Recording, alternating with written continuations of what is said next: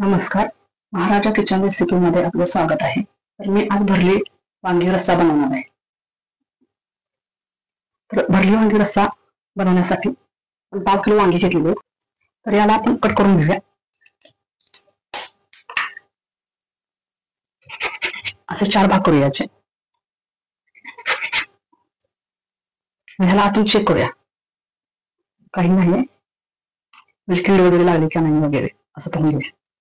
अशी ही सगळीच वांगी आणि हे पाण्यामध्ये टाकायचे, जेणेकरून ते काळी पडणार नाहीत।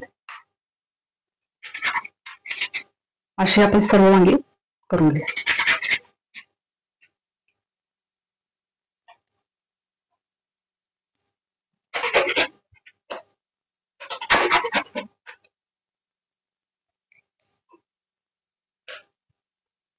मीठ टाकून चांगली धुवून घेऊया त्याला।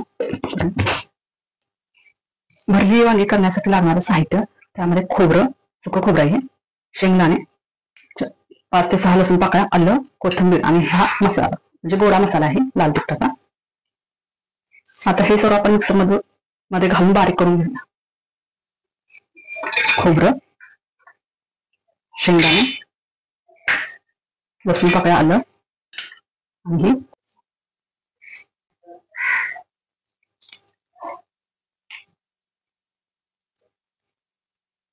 ह्यामध्ये 1 चमचा तेल घालूया।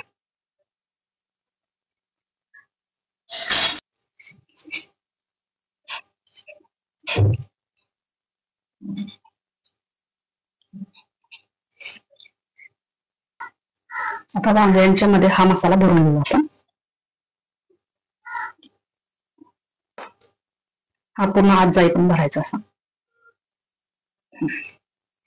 अशी आपण सर्व वांगी भरून घेऊया।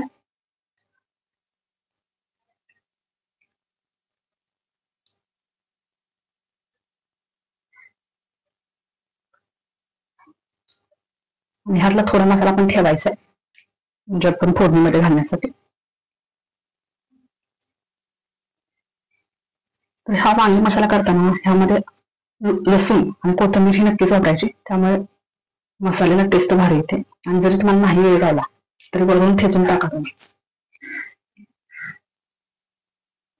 तर हा थोडा आपण मसाला फोडणीमध्ये घालण्यासाठी ठेवायचा।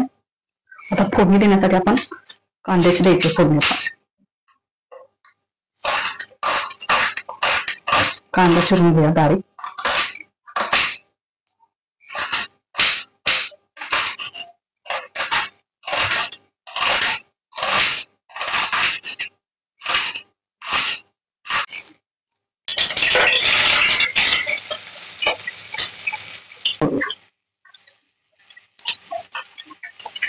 चांगलं करतोस आपण भाजून घ्यायचं काही तेलामध्ये।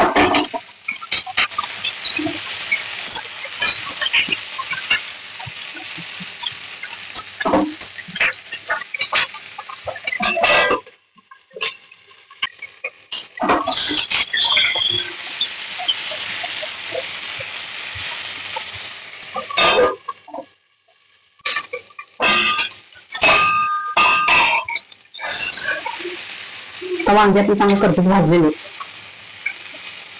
गॅसची फ्लेम थोडी, आता उरलेला मसाला आपण ह्यामध्ये ऍड करूया।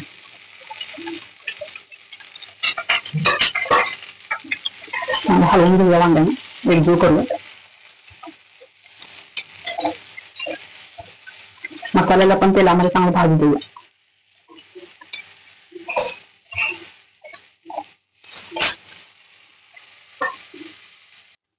ह्यामध्ये आपण आता पाणी घालूया।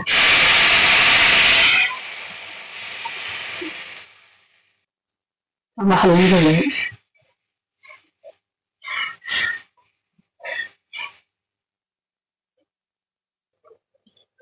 वांग्याची भाजी आता शिजली का नाही ती चेक करूया। आता वांगी शिजलेली आहे। आता वांग्याला वरून जरी तुम्ही लसूण आणि कोथिंबीर टाकली ना, म्हणजे बारीक करून वगैरे, तरी चालेल। टेस्ट वांग्याला खूप छान येते। आपली भाजी आता तयार झालेली आहे। आता ह्याला आपण आता आपली वांग्याची भाजी तयार झालेली आहे।